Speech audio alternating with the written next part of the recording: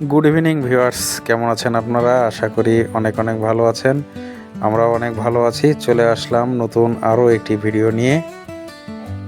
আসলে একসাথে অনেকগুলো কাজ করলে কোনোটাই ঠিক মতো হয় না।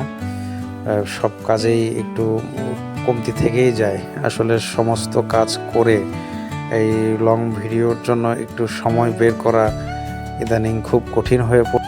আজকে রান্না হয়েছিল একটু ব্যতিক্রমী রুই মাছের ঝোল, আলু, টমেটো দিয়ে, পেঁয়াজ রসুন দিয়ে একটা নতুন রেসিপি। এটা আমার বউ কোথায় যেন এটা দেখে আজকে একটু ট্রাই করলো। তো রান্নাটা ভালোই লাগছিল, নতুনত্ব একটু ছিল। সচরাচর আমরা পেঁয়াজ রসুন ছাড়াই আলুর তরকারি খেয়ে অভ্যস্ত। তো পেঁয়াজ রসুন দিয়ে একটু আলাদা একটা ফ্লেভার, টমেটো দিয়ে বিশেষত আলাদা একটা ফ্লেভার আজকে পেলাম। তো ভিউয়ার্স, আজকে মনটা ভীষণ খারাপ। বাড়ির কথা খুব মনে পড়ছে।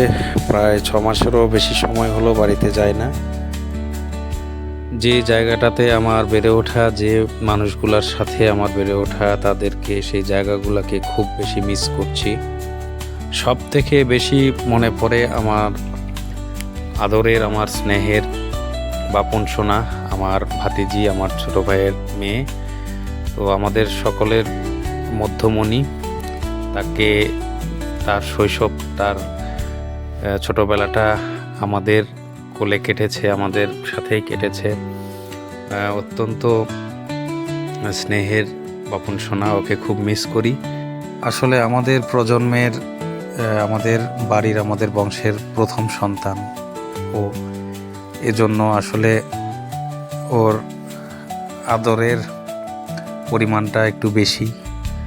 আমাদের আরও একটা কিউট আছে, আমাদের বাপন সোনার আদি ভাই, আমাদের অতি আদরের, অতি স্নেহের ভাগ্নে, আমাদের একমাত্র ছোট বোন, ছোট বোনের একমাত্র ছেলে আদি।